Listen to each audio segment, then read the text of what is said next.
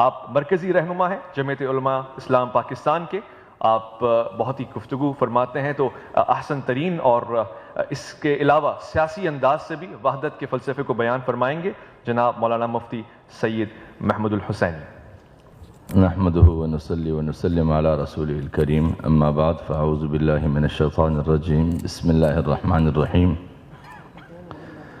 واعتصموا بحبل الله جميعا ولا تفرقوا واذكروا نعمة الله عليكم إذ كنتم أعداء فألف بين قلوبكم فأصبحتم بنعمتي إخوانا، صدق الله العظيم۔ گرامی قدر محترم آغا سید جواد نقوی صاحب اور اسٹیج پر تشریف فرما دیگر معزز علماء کرام اور سامعین، السلام علیکم۔ آج کا یہ عنوان وحدت امت واقعتاً انتہائی قابل توجہ عنوان ہے،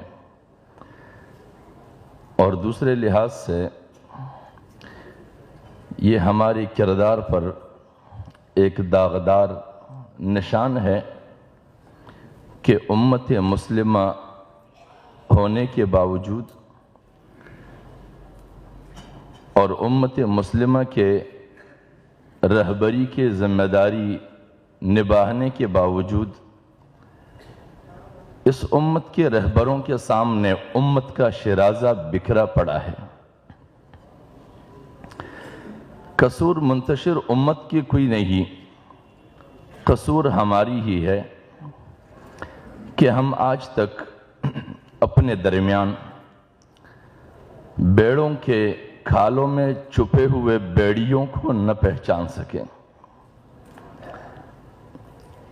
اور حضور نبی اکرم صلی اللہ علیہ وسلم کی ایک روایت مروی ہے کہ ایک زمانہ آئے گا کہ جس میں ایسے لوگ ہوں گے کہ جن کے اوپر سے چمڑی تو بیڑوں کی ہوگی لیکن اس کے اندر بھیڑیے پرورش پا رہے ہوں گے۔ لہذا قرآن مجید کی یہ آیت کہ وَإِنَّ مِنْهُمْ لَفَرِيقًا يَلْوُونَ أَلْسِنَتَهُمْ بِالْكِتَابِ، کہ حاملین کتاب میں ایسا بھی ایک طبقہ ہوگا کہ جب وہ اپنے کتاب کو پڑھیں گے تو وہ اس کے ساتھ اپنی زبان کو اپنے مقاصد کے حصول کے لیے پھیرائیں گے۔ لِتَحْسَبُوهُ مِنَ الْكِتَابِ، حتی الامکان کوشش ہوگی ان کی کہ وہ باور کرائے کہ جو کچھ کہا جا رہا ہے وہی الہیات میں سے ہیں۔ وَمَا هُوَ مِنَ الْكِتَابِ، اور وہ کچھ بھی کتاب میں سے نہیں ہوگا، ان کی خواہشات ظاہر ہو رہے ہوں گے۔ وَيَقُولُونَ هُوَ مِنْ عِنْدِ اللَّهِ، اور ان کا اصرار یہی ہوگا کہ جو کچھ کہا جا رہا ہے یہ من جانب اللہ ہے۔ وَمَا هُوَ مِنْ عِنْدِ اللَّهِ، اور وہ کچھ بھی خدا کی جانب سے نہیں ہوگا۔ وَيَقُولُونَ عَلَى اللَّهِ الْكَذِبِ، ان کی جرت کو دیکھ لیجئے گا کہ وہ یہ بہتان باندھیں گے اللہ پر۔ وَهُمْ يَعْلَمُونَ، اور اپنے جھوٹ پر بھی آگاہی رکھتے ہوں گے کہ ہم جھوٹے ہیں۔ ہماری اس امت کا شیرازہ در حقیقت ہمیشہ کے درباریوں نے بکھیرا ہے، اور ہر دور کے حکمرانوں کے درباروں میں ان کے سائے میں بیٹھے ہوئے جو درباری علماء کرام تھے، انہوں نے دربار کے سائے کو اپنے سر پر برقرار رکھنے کے لیے امت کے شیرازہ کو منتشر کیا۔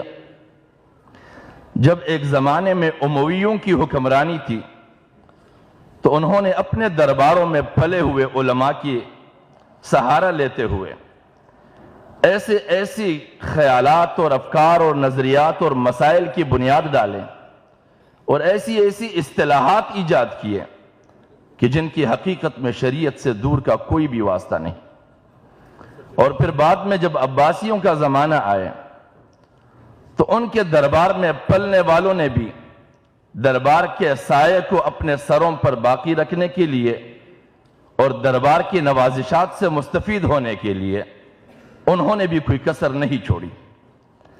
لیکن قصور بعد کے آنے والے ان لوگوں کا ہے کہ جنہوں نے ہمیشہ دونوں جانبین کے लोगों की रहनुमाई की जिम्मेदारी भी उठाई, लेकिन कभी भी ये जुर्रत न कर सके कि वो जानिबैन के सियासी इख्तिलाफ को सियासी तनाजुर में कभी भी देखते। लेकिन जब उन इख्तिलाफात को सियासी तनाजुर में न देखा गया तो वो मुस्तकिल बुनियादों पर उम्मत के इंतशार का बायस बना। आज भी हमारा वो तबका जो उम्मत मुस्लिमा की रहनुमाई के बेड़ा उठाए हुए हैं और अपने आप को जिम्मेदार समझते हैं, अगर वो आज भी उस दौर के मसाइल को सामने रखकर सियासी तनाजुर में उनका जायजा ले, कुफ्र और इस्लाम का मसला उससे न बनाए, तो लामहाला इन मसाइल का हल निकल आएगा और वो बिखरी हुई उम्मत जो आज कई नामों से याद किए जाते हैं वो एक डगर पर मुत्तहिद हो सकेगी। और कुरान मजीद की वो आयत जो मैंने तिलावत फरमाई कि वातसिमू बिहब्लिल्लाहि जमीआ, कि अल्लाह की रस्सी को मजबूती से मिलकर पकड़ो, अलग अलग हो के नहीं कि हर कोई अपना रस्सी लटकाए। वला तफर्रकू, उमूमन हम कहते हैं कि तफरके न बनाओ, बल्कि इनका असली माना फूट ना डालो, कि जो वहदत के दावेदार हो वो फूट डालने लगे। वज़्कुरू निअमतल्लाहि अलैकुम, अल्लाह के उस एहसान को याद करके रखो, याद करते रहो, हमेशा याद रखा जाए। इज़ कुंतुम आदाअन, जब ये सारी इंसानियत मुंतशिर थी, सरदारों में, कबाइल में, नस्लों में, मुख्तलिफ बुतों की पूजा में, हर कौम ने अपने अपने बुत रखे थे और उसके तहत उन बुतों की पूजा करते हुए वो उसके नीचे अपने मईशत की जरूरतों को पूरी करते थे। 360 बुतों की जरूरत क्यों पड़ी थी बैतुल्लाह में रखने की? वो भी खाने पीने के जराए थे उनके, कि जिस मसले के हल के लिए जिस बुत के सामने कुछ रखा जाए तो वो मुख्तलिफ मसाइल होंगे, मुख्तलिफ मसाइल के हल के लिए बुतों के सामने लोग आएंगे, नजराने पेश करेंगे तो मुतअद्दिद नजराने होंगे। एक खुदा के सामने झुकेंगे तो एक नजराना होगा, अब एक बंदे के कई मसाइल। तो वज़्कुरू निअमतल्लाहि अलैकुम इज़ कुंतुम आदाअन फ़अल्लफ़ बैन क़ुलूबिकुम, तुम्हारे दिलों के दरमियान उल्फत पैदा कर दी। फ़अस्बहतुम बिनिअमती इख़वाना, वही कौमें कबाइल जो मुंतशिर थे, एक दूसरे के खून के प्यासे थे, अल्लाह रब्बुल इज़्ज़त ने इनाम करके रसूलुल्लाह सल्लल्लाहु अलैहि वसल्लम पर वही का नुज़ूल फरमाकर कुरान मजीद के सूरत में पूरी इंसानियत की यकजहती का एक प्रोग्राम दिया। लेकिन फिर बाद में किसने इस उम्मत को मुंतशिर कर दिया? बाद में उस किताब के हामिल होने के दावेदारों ने मुंतशिर किया, किसी और ने नहीं। और यह तफरीक वही लोग डाल सकते हैं।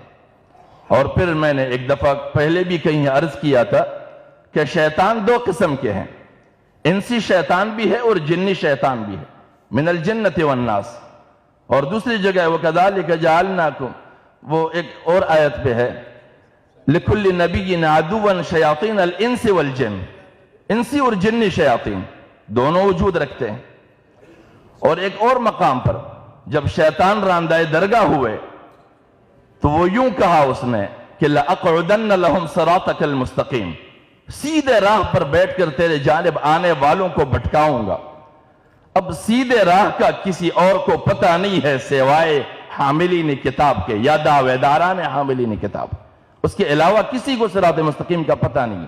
सोशलिस्टों को पता नहीं, नेशनलिस्टों को पता नहीं, सेकुलरों को पता नहीं, लिबरलों को भी पता नहीं। सिरात मुस्तकीम उसको पता है जिसने कुरान को पढ़ा, जिसने अहादीस को पढ़ा। और फिर वो उन्हीं किताबों को वो अपने जात की परवरिश के लिए इस्तेमाल करे या फिर उम्मत की यकजहती के लिए इस्तेमाल करे, वो मदाद उसकी किरदार पर। लेकिन हमारे किरदार पर यह निशान है, उम्मत हमें देखती है कि हम किस हद तक दियानतदारी से काम ले सकते हैं और सच बोल सकते हैं और उन बेड़ियों की निशानदेही कर सकते हैं। हमारे यहां तो यहां तक भी देखने को मिला कि एक दफा वहदत के नाम पर मुहर्रम के महीनों में मजहबी यकजहती के उन्वान से प्रोग्राम रखा गया था और उसमें उन लोगों को भी मदऊ किया गया था कि जिनके हाथ और खून, दामन और चेहरे इंसानियत के खून से आलूदा थे और वो अपने अपने नामों से उसी उन्वान से उसी स्टेज पर बैठे हुए थे। तो लिहाजा जब तक हम ان داغدار چہروں کو پہچان نہ لیں یا ان کی پہچان نہ کروائے یا ان کی نشاندہی نہ کروائے، ہم اپنے امت کے کیے ہوئے بٹواروں کو واپس ملا نہیں پائیں گے۔ لازمی ہے کہ ہم ان کو پہچانیں، کیونکہ انہوں نے لبادے اوڑے ہوئے ہیں، اور ان لبادوں کے لیے سورہ اعراف کی ایک آیت جو ایک مستجاب الدعوات کی کہانی سناتے ہیں کہ اس کا انجام کیا ہوا۔ وَلَوْ شِئْنَا لَرَفَعْنَاهُ بِهَا وَلَكِنَّهُ أَخْلَدَ إِلَى الْأَرْضِ، ذلت کو اس نے خود چنا، وَاتَّبَعَ هَوَاهُ، خواہشات کی پیروی کی، فَمَثَلُهُ كَمَثَلِ الْكَلْبِ، اس کی مثال ایک کتے کی ہے، إِن تَحْمِلْ عَلَيْهِ يَلْهَثْ أَوْ تَتْرُكْهُ يَلْهَثْ، وہ لالچی ہے، ہر وقت سونگ رہا ہوتا ہے، زبان لٹکی ہوئی ہوتی ہے، چاہے تو اس کو دتکارو یا وہ خود چلتا رہے، اس کی عادت اور روش یہی ہوگی۔ ذَلِكَ مَثَلُ الْقَوْمِ الَّذِينَ كَذَّبُوا بِآيَاتِنَا، رہنمائی کی وہ بنیادی نشانیاں جو اللہ نے بتائی ہے اس کو وہ جھٹلاتا رہے، یہ ان لوگوں کی عادت ہے۔ فَقْصُصِ الْقَصَصَ لَعَلَّهُمْ يَتَفَكَّرُونَ، اس کی کردار کو واشگاف کرو لوگوں کے اوپر تاکہ وہ خود بھی اپنے کردار کے بارے میں سوچنے لگیں اور لوگ بھی ان کو چہروں سے پہچان سکے۔ وآخر دعوانا ان الحمدللہ رب العالمین۔